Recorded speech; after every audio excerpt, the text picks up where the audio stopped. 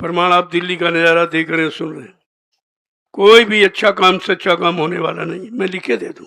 मैंने आपसे कहा था कि सरकार अगर थोड़ा सहयोग कर दे, रुपए पैसे सामान का नहीं, और जिनसे उम्मीद करते हो वो तो भिखारी है, वो खुद ही भीख मांगते, चंदा नोट वोट की, महंगाई की, टैक्सों की। वो तो भिखारी तुम्हारी क्या मदद करेगा? वो तो कोई शहंशाह, वो कोई दाता, वो मदद करेगा। इससे कोई नहीं बचेगा, कोई बच नहीं सकता। हाँ, बचेगा साधु जन कोई, जो हरि से लव लगाएगा। सब उल्टा हो रहा, धर्म की जगह धर्म, पुण्य की जगह पाप, दया की जगह हिंसा, मारकाट हो रहा। ये सब क्या है? हिंदुस्तान का विश्व में कोई प्रधानमंत्री, राष्ट्रपति, मुख्यमंत्री ये भीड़ इकट्ठा नहीं कर सकता है। आप देख रहे हैं जय गुरुदेव अमरवाणी। लाइक करें, शेयर करें, कमेंट करें और सब्सक्राइब करें। आज लोग भ्रमित हो गए, जिनसे समस्याओं का समाधान निकलेगा उनके पास तो कोई जाता ही नहीं। जाने में अपना अपमान समझते हैं। राजा भी अपमान समझ रहा, धर्माचार भी अपमान समझ रहे, लेकिन ये समाज बिगड़ रहा है। क्या छोटा मोटा अपमान है? क्या ये भारत देश का छोटा मोटा अपमान है? क्या रामकृष्ण की पावन पवित्र भूमि पर ये क्या हो रहा, क्या यह छोटा मोटा अपमान है? लेकिन नहीं, किसी की जबान नहीं खुल रही है। लेकिन आपको एक दिन कहने के लिए समय मजबूर कर देगा। मैं वो समय लाके खड़ा कर दूंगा कि आप मजबूर हो जाओगे। मैंने कितनी बार कहा कि अगर सरकार सहयोग कर दी, कोई ये सहयोग नहीं, कोई मुफ्त नहीं, कोई हमारा प्रेमी बगैर किराए नहीं आएगा, क्योंकि मैंने इनको राष्ट्रभक्ति का पाठ पढ़ाया है। जो राष्ट्र का दुरुपयोग करता है, राष्ट्र के सामान्य व्यवस्था का दुरुपयोग करता है, वो राष्ट्रभक्त कभी नहीं हो सकता। मैंने इनको ये पाठ नहीं पढ़ाया। ये अपनी गाड़ी कमाई खर्च करके आज यहाँ आए हुए हैं। इनके दुख दर्द को पूछना चाहिए कि भाई आप क्यों आए हो, क्या परेशानी इतनी भारी संख्या में?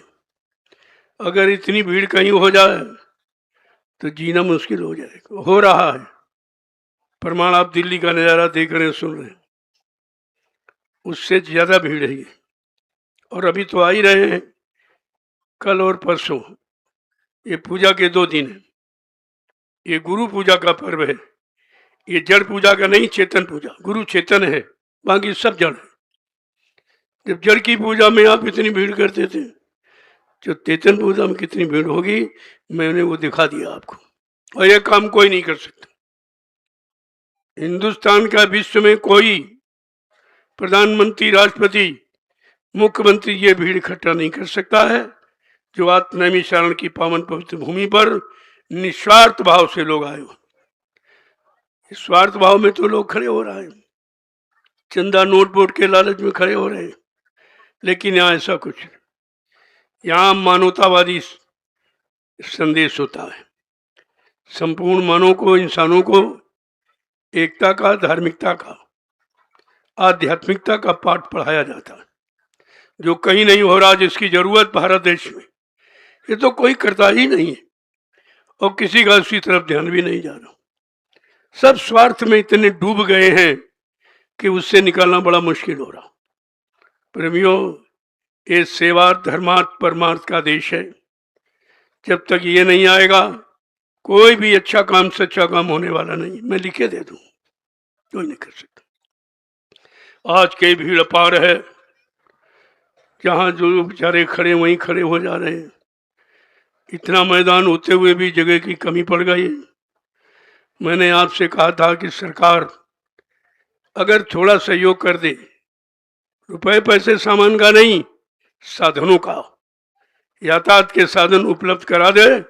मैं हिंदुस्तान का पहला व्यक्ति हूं जो 10 किलोमीटर तक आदमी में आदमी भिड़ा के बैठा दूंगा। 10 किलोमीटर तक आदमी से आदमी भिड़ा के बैठा दूंगा। ये छोटा मोटा काम नहीं है। मेरी ये 15 वर्ष की मेहनत है। मैंने 15 वर्ष लगातार हिंदुस्तान के लोगों को धार्मिकता का, मानवता का, आध्यात्मिकता का संदेश सुनाया है और उनको तैयार किया। आज वो तैयारी आपके सामने देख लीजिए, कैसे लोग चले आ रहे हैं। ऐसा मालूम पड़ता है इनके दिल में कुछ दर्द है, कुछ चाहत है, कुछ ये प्राप्त करना चाहते हैं, लेकिन देश में कोई ऐसा नहीं है जो इनकी चाहत को पूरा कर दे। ना कोई राजनीति में है, ना कोई धर्मनीति में। ये सब हार चुके हैं। राजनीति यानी राज करने में हार गई और धर्मनीति धर्म को लाने में हार गई है। इसलिए प्रेमियों, अब इनसे कोई उम्मीद मत करना। तुम्हारी उम्मीदें सब खाली चली गई, सब उल्टा हो रहा। धर्म की जगह धर्म, पुण्य की जगह पाप, दया की जगह हिंसा, मारकाट हो रहा। ये सब क्या है? अरे एक बार अपने भारतीय इतिहास पर तो नजर डालिए। आप थोड़ा मोड़ा नहीं, बहुत बदनाम कर रहे हो उन ऋषि मुनि महात्माओं को, उन अवतारी शक्तियों को, वो ज्ञानी ध्यानी विज्ञानियों को। बहुत अपने निजी स्वार्थ के लिए आपने कितना बदनाम किया। ये कलंक आपको झेलना पड़ेगा। ऐसा नहीं इधर उधर हो। मैंने पहले भी कहा था, जिसने भारत मां सताई, जिसने इसकी करी लुटाई, कौन कौन? राजा, मंत्री और अधिकारी, इनको जान बचाना होगा भारी। एक दिन ये सब मैदान छोड़ के भगेंगे, अपने अपने घरों में छिपेंगे, लेकिन वो समय का महापुरुष क्या करेगा? ढूंढ ढूंढ कर बदला लेगा, सब हिसाब चुकता कर देगा। गुरुदेव नाम प्रभु का। परमात्मा के दरबार में देर अंधेर नहीं है और तुम उसके दरबार को जानते नहीं हो। तुम इतने मनमुक्ता में आ गए हो, इतने स्वार्थ लोभ लालच में डूब गए हो, ये भी भूल गए हो ये तुम्हारा नहीं है, तुम्हारे साथ नहीं जाएगा।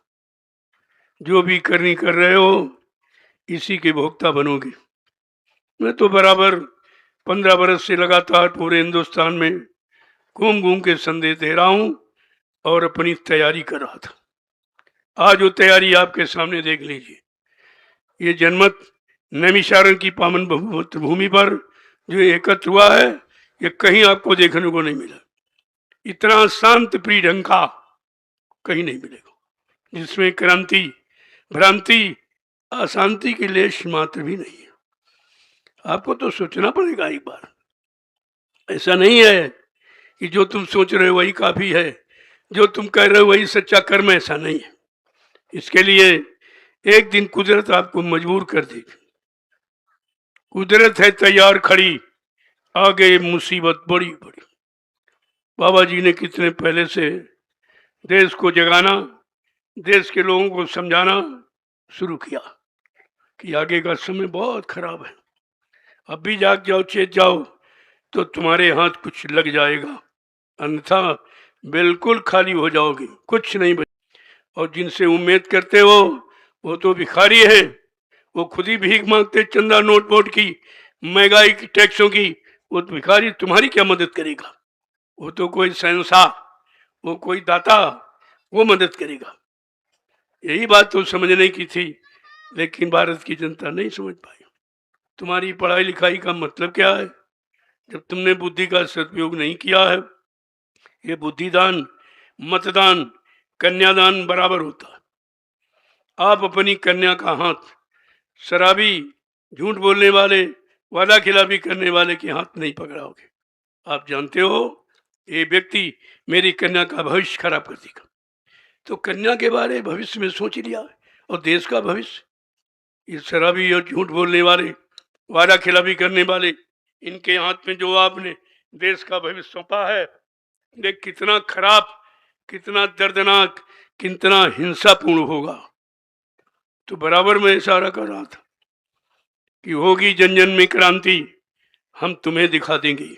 सब धर्म लड़ेंगे आपस में, सब लोग लड़ेंगे, सब जातियां लड़ जाएंगी, राजा रैया लड़ जाएगी। ये सब आपको मैंने बता रखा, लेकिन तुम्हें तो विश्वास ही नहीं था। तुम तो ऐसी धारा में बहे चले जा रहे थे, ये भी होश नहीं था ये धारा कहाँ ले जाएगी, कहाँ डुबो देगी, ये भी आपको होश नहीं था। आज वो दुर्दिन का समय आपके सामने आया। जिम्मेदार लोग कहते रहे अच्छे दिन आएंगे। मैंने कहा अच्छे दिन तो चले गए, अब बुरे दिन आएंगे। आ गई आपके साथ। इतने बुरे तो कभी नहीं आए थे, चाहे राजा महाराजा सम्राटों बादशाहों का इतिहास पढ़ लीजिए, इतना बुरा समय नहीं, इतना क्रूर शासन नहीं हुआ जितना आज है, वो भी बच्चों के साथ। अरे बच्चे तो भगवान का रूप होते, ये नहीं मालूम तुमको?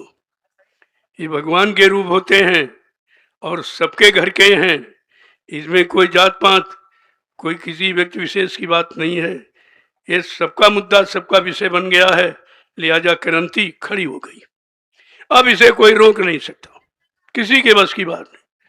हाँ, महात्मा अगर चाहे तो रोक देंगे, लेकिन उनके पास ही जाएंगे नहीं। इनको शर्म लगती है कि महात्माओं के द्वारा कोई काम हो जाएगा तो हमारा अपमान हो जाए। ये हो रहा, ये अपमान से कम है, ये तो महाअपमान है। उसकी तरफ ध्यान नहीं किसी का। महात्माओं के पास जाना, उनकी सलाह लेना, इसमें अपना अपमान समझते हैं, और ये आपको करना पड़ेगा, आज नहीं तो कल, क्योंकि समस्याओं का समाधान अन्यत्र कहीं नहीं, कहीं नहीं है। मैंने पहले भी आपसे कहा था कि जोर लगा ले अहले जमाने, कब तक जोर लगाएगा? जग में जय गुरुदेव का झंडा लहर लहर लहराएगा, इसे कोई नहीं रोक सकता। ये झंडा किसी आर्टी पार्टी का, किसी स्वार्थ का, लोभ लालच का नहीं है। ये कुर्सी पाने का झंडा नहीं है, ये प्रभु नाम का झंडा है। आपको विचार करना चाहिए। प्रभु तो सारी सृष्टि सत्ता का मालिक है। जब उसका झंडा आ गया तब उसके सामने दूसरा कौन फहराएगा? आपको इस सब विचार करना चाहिए। मैं तो अभी इशारे में कह रहा हूं, समय आएगा सब कुछ कहूंगा। वैसे संकेत में मैंने सब कुछ आपको बता रखा इन 15 वर्षों में, लेकिन मेरा संदेश कहीं छापा नहीं गया। हमको इसकी जरूरत भी नहीं, हम तो खुद ही घर घर पहुंच जाएंगे। ये सुखमय, शांतिमय, एकता का, प्रेम का संदेश लेकर मैं घर घर पहुंच जाऊंगा, और पहुंच गया हूं, सबको बता दिया। मानना न मानना ये आपका काम है। मान जाओगे बच जाओगे, नहीं तो मैंने विनाश तो होना निश्चित है। अब इस विनाश को कोई रोक नहीं सकता, किसी की ताकत नहीं कि कोई रोक दे। और जिनके पास ताकत है उन पर आपको विश्वास नहीं, उनके पास तुम जाओगे नहीं। अरे अन्य युगों का इतिहास पढ़िए कि राजा जब भ्रमित हुआ, दिशा विहीन हो गया, तो हमेशा महात्माओं ने समझाया है, उसको सही रास्ते पर लाने का पूरा प्रयास किया। महाभारत का प्रमाण है कि महात्मा विदुर ने कितना समझाया।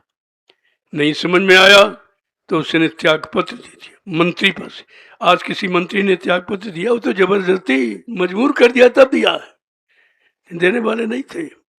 और देना सबको पड़ेगा, क्योंकि संत रविदास जी ने, जो मीराबाई के गुरु थे, सैकड़ों साल पहले आए थे, उन्होंने राजनीति की भविष्यवाणी की थी। क्या कहा था? जिसने भारत मां सताई, जिसने इसकी करी लुटाई, वो कौन कौन है? नेता, मंत्री और अधिकारी, एक दिन जान बचाना होगा भारी। ये सब मैदान छोड़ के भागेंगे, अपने अपने घरों में छिपेंगे, लेकिन वो महापुरुष क्या करेगा? ढूंढ ढूंढ कर बदला लेगा, सब हिसाब चुकता कर देगा। इसमें ग्राम प्रधान से लेकर राष्ट्रपति, मुख्यमंत्री कोई बचने वाला नहीं है। ऐसी व्यवस्था कुदरत की है। अब कुदरत ने अपना काम प्रारंभ कर दिया। बाबा जय गुरुदेव जी महाराज कितने पहले से कह रहे थे, अभी मेरी बात मान जाओ तो तुम्हारा सब कुछ बच जाएगा। अगर मेरे वचनों को ना माना, ना विश्वास किया, तो पीछे कुदरत खड़ी है। एक लपड़ थप्पड़ में 20 करोड़ का आवारा न्यारा सेकंडों में कर देगी। अभी कुदरत का खेल आपको मालूम नहीं है। महाभारत कुदरत का खेल, राम रावण संग्राम कुदरत का खेल, हिरण्यकशिपु का विनाश कुदरत का खेल है। ये कुदरत के खेल है, और आज वही व्यवस्था फिर से देश की बन गई है। धीरे धीरे ये रास्ता मजबूत होता जा रहा है। संत अपने प्रयास में लगे हैं कि देश को सही दिशा, देश के लोगों को सही रास्ता देने के लिए निरंतर प्रयत्नशील हैं। वो एक सेकंड भी विश्राम नहीं करते हैं, लेकिन आपको उनका प्रेम भाव, उनकी श्रद्धा भाव, सेवा भाव को आप जानते ही नहीं। जबकि लिखे लिखे बताया गया कि परमार्थ के कारण साधुन धरा शरीर, जो परमार्थ समाज देश राष्ट्र हित आते वो महात्मा है, उनको महात्मा कहते। ये दाढ़ी बाल लाल पीला कपड़ा चंदन मंदन छापा तिलक जने हुए ये महात्मा नहीं है। ये तो शरीर की बनावट है, सजावट है। ये महात्मा की पहचान नहीं है। महान आत्माएं हमेशा समाज के लिए, देश के लिए अपने आप को बलिदान कर देती। उनका अपना कोई निजी काम नहीं, कोई निजी स्वार्थ नहीं, कोई लोभ लालच नहीं। फिर भी आप भ्रमित हो। और मैंने तो ये सब करके दिखा दिया है और आज उसका नज़ारा आपके सामने पेश कर रहा हूँ। इसे देख लीजिए। जहाँ इतनी भीड़ हो जाएगी वहाँ लोगों का जीना मुश्किल हो जाएगा। आज नैमिषारण्य को देखिए आप, ये 88,000 ऋषियों की तपोभूमि है। यहाँ पर ये अनोखा, ये महामानव संगम लगा हुआ है, जिसको देखकर दुनिया के लोग बदलने के लिए मजबूर हो जाएंगे। ये छोटा मोटा संगम नहीं है, बहुत बड़ा। ये महामानव कुंभ है, जो इंसानियत का, मानवता का, प्रेम प्यार मोहब्बत सेवा दया सदाचार, परमात्मा की यादगार का, माँ बहन बेटी की परख पहचान का इतिहास बता रहा है, बना रहा है, जो आगे कलयुग का इतिहास लोग पढ़ेंगे। बाबा जी ने तो पहले कह दिया, मैं कलयुग का इतिहास बनाने आया हूं। ऐसा इतिहास बनाऊंगा जो भूते न भविष्यते। सतयुग त्रेता द्वापर के लोग अपने अपने युग का इतिहास पढ़ना भूल जाएंगे। मैं इसी धार्मिक भारत भूमि पर ऐसा चमत्कार करके दिखाऊंगा। तो क्या कह रहे हैं? ऐसा चमत्कार करके दिखाऊंगा कि दुनिया के लोग हैरत में रह जाए। क्या हो गया, कैसे हो गया? तो अभी तो आपके सामने मारकाट का इतिहास चल रहा।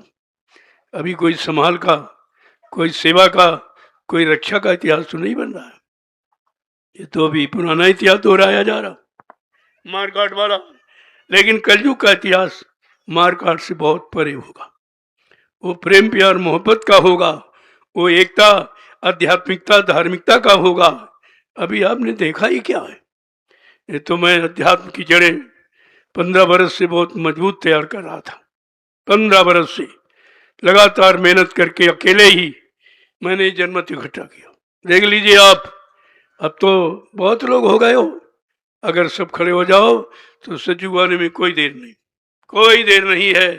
ये जनसैलाब उमड़ पड़ा है, अब ये कुछ करके दिखाएगा। मैं तो कई बार इशारा करके सबसे कहा, सबके पास सूचना भेजी है, चाहे वो राजनीति का हो चाहे धर्मनीति का, लेकिन किसी ने मेरी बात पर गौर नहीं किया। और मैंने करके भी दिखाया कि अनुशासन किसे कहते देख लीजिए, प्रेम प्यार मोहब्बत किसे कहते देख लीजिए, मानवता क्या है ये आपको देखने को मिलेगा। आज ये मैंने जो जन सैलाब आपके बीच में खड़ा किया है, ये अपने समय का अनोखा, दिव्य है, अलौकिक है, जिसका कोई वर्णन नहीं, अकथनीय है, अवर्णनीय है, अनवर्चनीय है।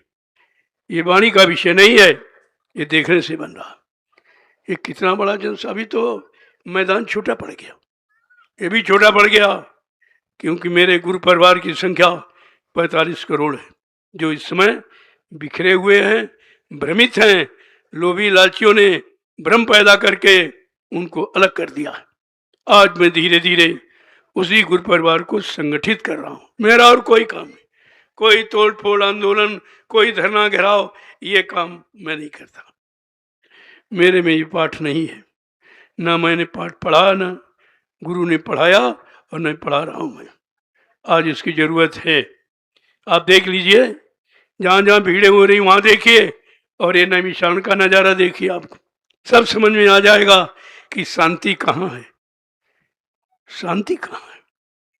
अन्य जगहों पर इतनी भीड़ हो जाएगी तो क्रांति, शांति, भ्रांति फैल जाएगी, और फैल रही है, फैलाई जा रही है। लेकिन आज नैमिषारण्य की पावन पवित्र भूमि पर जो 88,000 ऋषि मुनियों की तपोभूमि है, उस पर शांति का पाठ पढ़ाया जा रहा, जिसकी जरूरत है। देश ही नहीं, संपूर्ण विश्व को आवश्यकता शांति की, लेकिन मिलेगी कहाँ से? इस पर कभी आपने विचार किया? तो जरा दो वचन महापुरुषों के सुन लीजिए। भाषण तो आपने बहुत सुने। 72 वर्ष से ये राजनीति के लोग केवल भाषण ही कर रहे हैं और धार्मिक लोग प्रवचन कर रहे हैं, काम कोई नहीं कर रहा। अरे काम करने से होगा, सुनाने बताने से नहीं होगा। और करने के लिए कोई तैयार नहीं है। करने के लिए महात्मा तैयार हैं, उनका देश है, उनकी तपोभूमि है, वो तो करेंगे ही। तुम मानो न मानो, तुम्हारे मानने से भी हमारा कोई काम रुकने वाला नहीं। तो नहीं मानोगे तभी हो जाएगा, क्योंकि मेरा संबंध सीधे कुदरत से है। कुदरत है तैयार खड़ी, आगे मुसीबत बड़ी पड़ी। अभी तो वो समय आ रहा, आगे सबको पछताना पड़ेगा, कोई बाकी नहीं रहेगा। और हम ये कहने के लिए आपको मजबूर कर देंगे।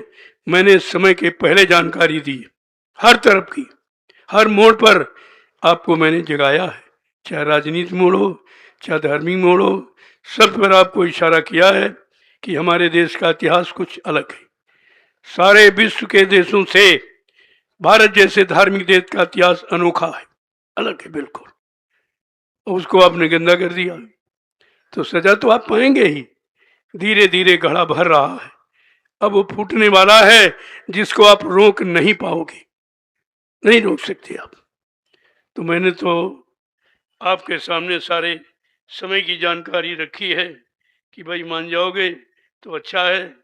मैं आज 15 वर्ष से लगातार केवल आपको संगठित की बात कर रहा हूँ कि सब लोग संगठित हो जाओ, देश के लिए, समाज के लिए, मानव जाति के लिए। सब लोग संगठित हो जाओ तो ये काम आपका कुछ जल्दी हो जाए, और नहीं तो पछता के रो के आपको संगठित तो होना ही पड़ेगा। बगैर संगठन के कुछ नहीं होने वाला है। कितना कोई जोर लगा ले, भाषण दे दे, लेकिन नहीं।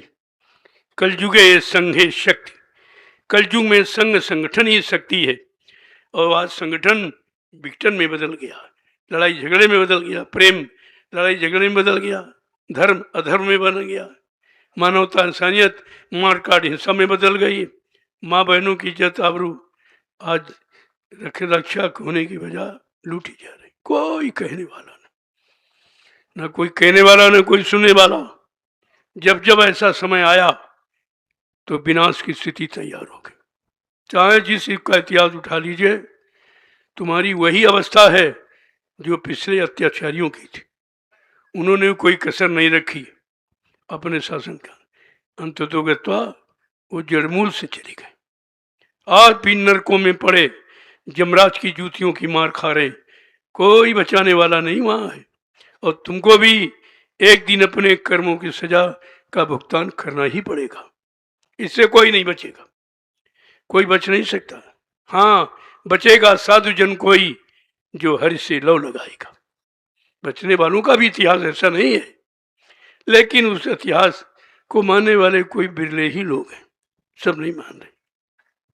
तो मैं तो ये चाहता हूँ कि भाई सब लोग समय से जाग जाओ और सुन लो तो अच्छी बात है, नहीं तो समय तो आपको मजबूर कर देगा। आपको महात्माओं की बात माननी पड़ेगी, बगैर उसके देश और समाज का सुधार होने वाला नहीं है। कितनी आप कोशिश कर लें, ये तुम्हारे बस का नहीं रहा। अब तो तुम्हारे हाथ से शांति निकल चुकी है। एक एक चीज को बड़े ही गंभीरता के साथ आपको लेने की जरूरत है। इस समय उस श्रृंखलता दिखाने की जरूरत नहीं है। गंभीरता से विचार करो, क्योंकि चारों तरफ से जनमानस घिर चुका है आपत्ति मुसीबतों से। अब इसके सामने कोई ऐसी समस्या बचने वाली नहीं है कि अपने आप को बचा सके। मैं तो बार बार ये कह रहा था, आज भी कह रहा हूँ, कहता रहूँगा कि जब तक आप ऐसा कोई कदम नहीं उठाएंगे, तब तक देश में, मानव समाज के अंदर आप कोई अच्छी चीज की स्थापना नहीं कर सकते, नहीं कर सकते। तुम्हारे बस का कुछ नहीं रहा।